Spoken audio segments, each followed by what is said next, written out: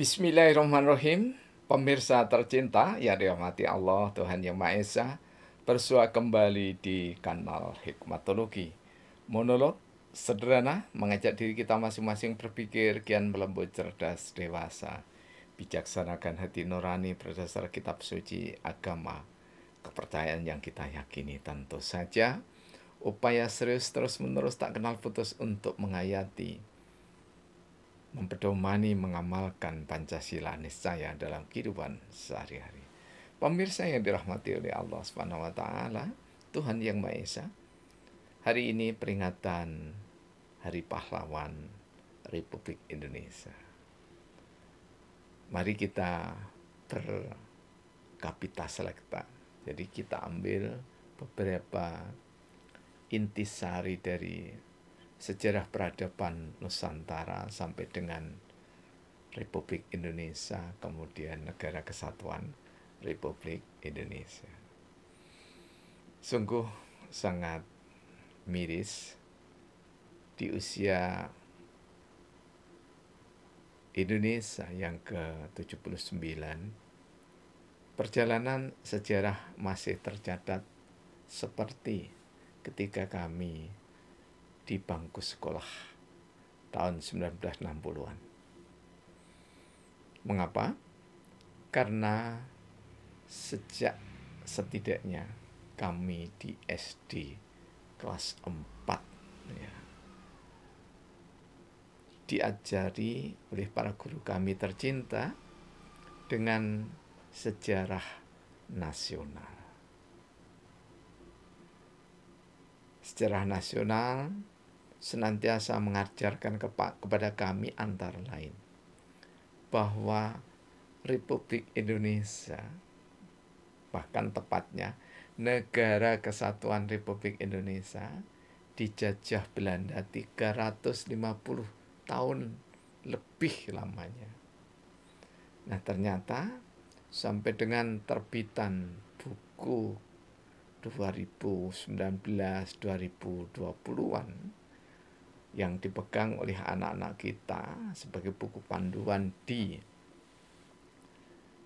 SMA atau yang sederajat, sama dengan apa yang kami terima. Ada konsistensi ya. Tahun 60-an begitu ya sampai tahun 2000-an konsistensinya sangat hebat.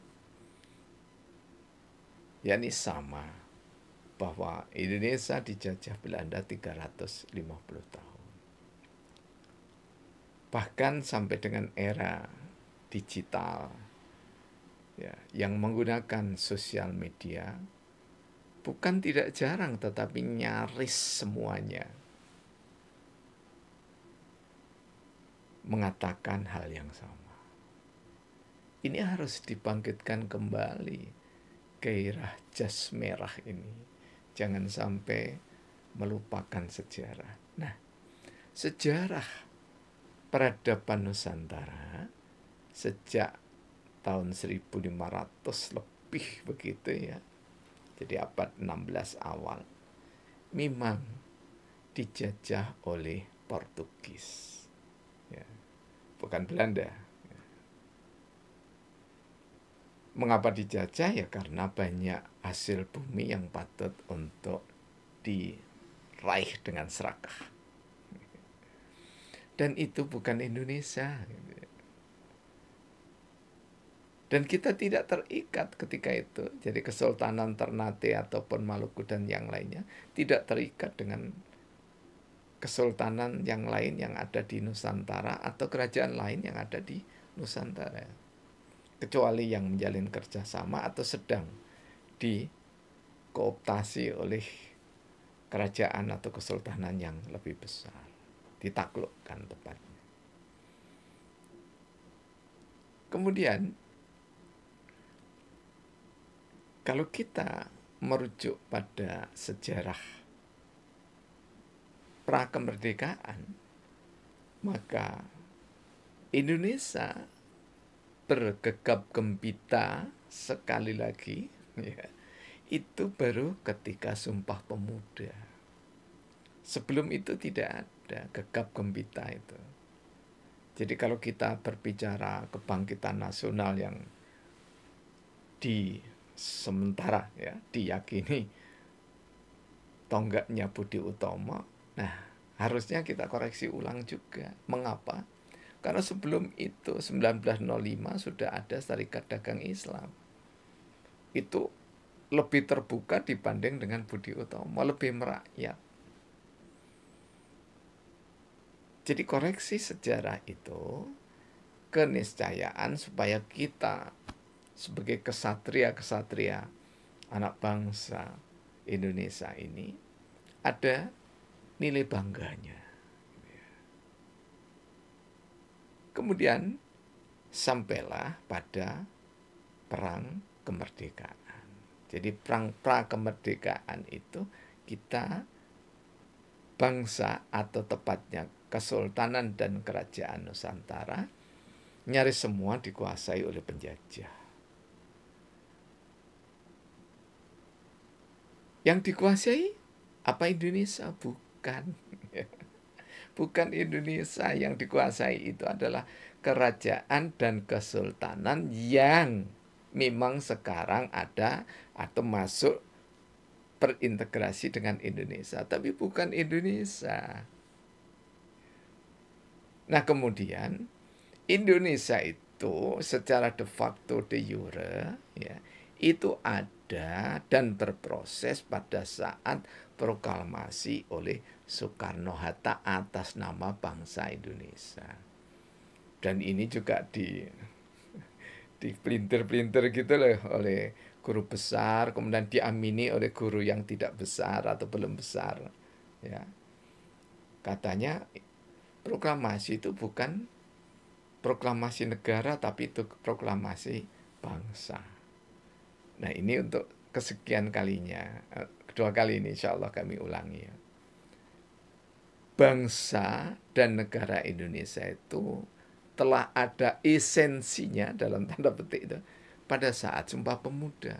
Kami putra-putri Indonesia bertanah air satu. Ini adalah negara gitu loh ya. Jangan lupa Pak Profesor ya, yang ahli sejarah itu ya.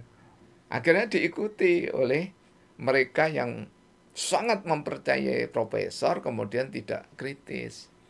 Kita jangan sampai tidak kritis, walaupun pada guru besar. Pada konstitusi aja kita harus kritis. Kritis itu tidak berarti membangkang. Kritis itu kalau pada seseorang tidak berarti kuduh, ya, tidak beretika, bukan. Tapi kritis itu adalah sebagai ucapan terima kasih kita kepada para guru-guru, termasuk guru besar itu, kemudian kita mengoreksi. Ini kalau di dalam Islam hal yang biasa. Imam itu betapapun hebatnya, hafiz ya, penghafal Al-Quran, faqih dia, mampu untuk menurunkan hukum-hukum yang dipakai keseharian atau fikih keseharian. Ada fikih keseharian Gusmus itu. Nah, tetap saja ketika Gusmus atau siapapun, kiai siapapun, yang ketika bertindak sebagai imam, kemudian ada yang ditakdirkan oleh Allah lupa, mungkin lupa rokaat, tetap diingatkan. Siapa yang mengingatkan? Yang mengingatkan itu justru orang di bawahnya. Artinya di bawah derajat imam itu yaitu makmum. Jadi mengkritik guru besar, bahkan perhimpunan guru besar, itu hal yang biasa, tidak perlu kita merasa risih. Dan guru-guru besar pun juga jangan sampai merasa, wah ini tidak beretika, tidak demikian. Kemudian perang kemerdekaan, inilah ada Indonesia gitu ya. Kapan? Setelah Indonesia merdeka, proklamasi tadi, kemudian ada invasi. Dan invasi itu kalau dalam pikiran kami yang sederhana, bukan penjajahan. Karena kalau penjajahan itu bermakna mengakar lama, memerintah. Seperti Belanda memerintah gitu ya, di Jawa gitu ya. Portugis memerintah di daerah Kepulauan Ternate. Itu namanya penjajah. Tetapi yang dilakukan oleh Nika, oleh sekutu, ya, di mana sekutu itu dipimpin oleh kerajaan Inggris, ya, yang terkenal dan alhamdulillah terbunuh dengan ledakan dahsyat atas kepemimpinan Bung Tomo dan resolusi jihad, ya, dari Syekhona Kiai Haji Muhammad Hasyim Asy'ari atas permintaan dari pemerintah Presiden Soekarno.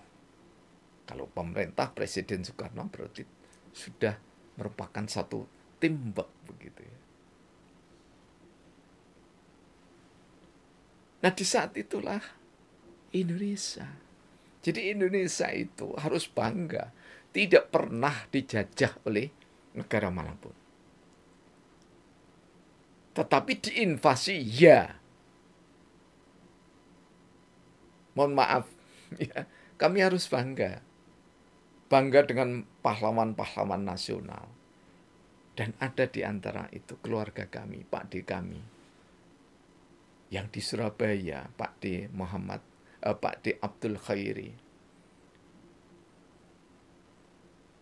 Beliau dulu sampai ikut peta dan sampai dengan menjadi veteran atau anggota Legiun Veteran Republik Indonesia Surabaya dan ikut peperangan ketika itu. Sama dengan Pak D kami yang ada di Kota Malang, yakni Pak D Muhammad Khamim. Pak D Muhammad Khamim itu langsung juga di bawah komando dari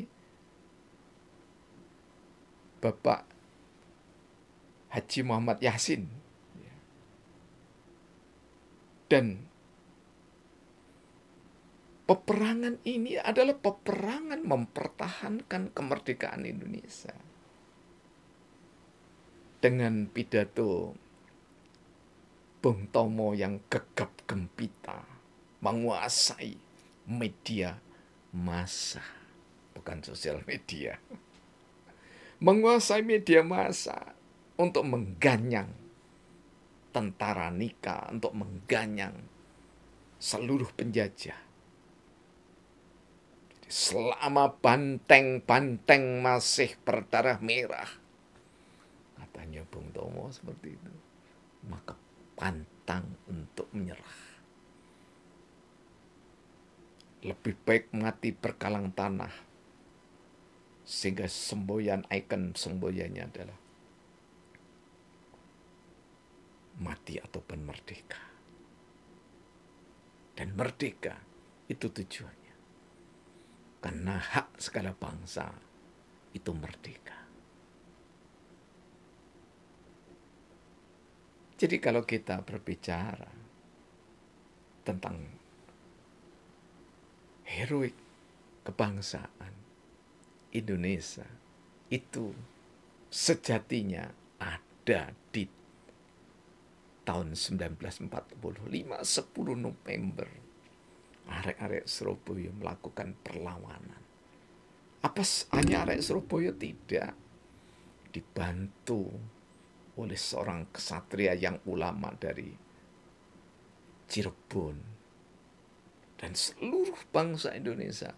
Saya Koproyo. Untuk melawan invasi tentara sekutu. Saat itulah Indonesia. Dan bukan Negara Kesatuan Republik Indonesia, tetapi masih bernama Republik Indonesia. Karena baru pada tahun atau tanggal 3 April 1950 itulah ada mosi integral Natsir. Laki-laki seorang ulama.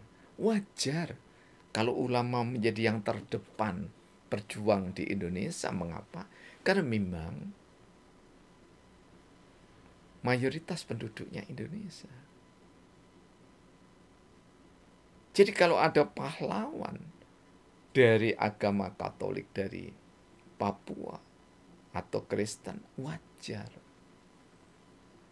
Dari tanah Toraja, wajar. Mengapa? Karena memang di sana saudara-saudara kita yang Nasrani banyak. Karena itu juga menjadi wajar ketika ada bupati, wali kota yang memimpin. Karena memang kita itu dalam satu rengkuan. Sejak Mosi, Kiai Haji Muhammad Natsir. Sayangnya Mosi itu tidak pernah diperingati. Setidaknya, kalaupun bukan hari libur, anak-anak sekolah, mulai dari PAUD, TK, SD, SMP, SMA, dan yang sederajat, perguruan tinggi, bahkan sampai dengan instansi negeri dan perusahaan-perusahaan swasta. Paling tidak, marilah kita hening sejenak. Ya 3-7 menit lah. Setiap 5 April 1950 ketika itu. Ya, setiap tanggal 5 April. Setidaknya ada renungan. Kalau di Yogyakarta di pasar-pasar sudah digalakkan setiap jam 10 ada lagu kebangsaan Indonesia Raya diperdengarkan. Sudah waktunya kita. Ada paling tidak 3 menit saja. Ya. Atau boleh jadi 2 menit. Sampaikanlah, inilah hari Mosi Integral Nasir. Inilah hari pahlawan Indonesia. Meskipun pergolakan itu yang terbesar adanya di Surabaya. Karena Indonesia merdeka itu bukan yang merdeka Jakarta, bukan Yogyakarta, bukan Surakarta, bukan Maluku, bukan Papua, bukan Sumatera, bukan Sulawesi, bukan Jawa, tetapi yang merdeka itu adalah semua yang masuk dalam negara Kesatuan Republik Indonesia. Semoga peringatan Hari Pahlawan, mohon maaf keliru, Sumpah Pemuda, di tahun 2024 ini menggugah rasa kebangsaan kita. Dan marilah carut marut yang seharusnya diskusi ilmiah menjadi diskusi massa tak terkendali. Dalam bicara nasab contohnya, kita sudahi. Yuk, terutama tokoh-tokoh bangsa ini, monggo berikan contoh pada kami rakyat jelata ini, bahwa musyawarah untuk mencapai mufakat itu adalah keniscayaan di tengah peradaban yang semakin runyam di tengah peradaban dunia.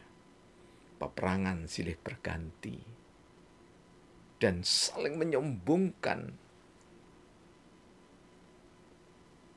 diri karena banyaknya senjata yang dimiliki, menginvasi saudaranya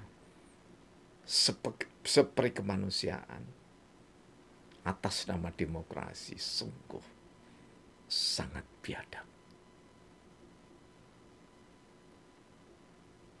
Semoga bangsa Indonesia terutama dan seluruh anak bangsa di dunia kian hari semakin lembut, bijak, dewasa dalam bersikap, berperilaku, sehingga kita adalah kesatria-kesatria anak bangsa yang membanggakan masing-masing bangsa negaranya. Namun lebih dari itu, lebih bangga pada peri kemanusiaan, peri kebangsaan, antar suku bangsa, antar negara bangsa. Mohon maaf atas kekeliruan kesalahan. tegur sapa bijaksana kami nantikan. Berkat hikmah, rahmat Allah, kanal Hikmatologi ada, dan kunjungan Anda yang istimewa membuat kami semakin bangga. Terima kasih. Alhamdulillahirrabbilalamin. Praktek biologi dan bersyariah, agama ada, kesamaan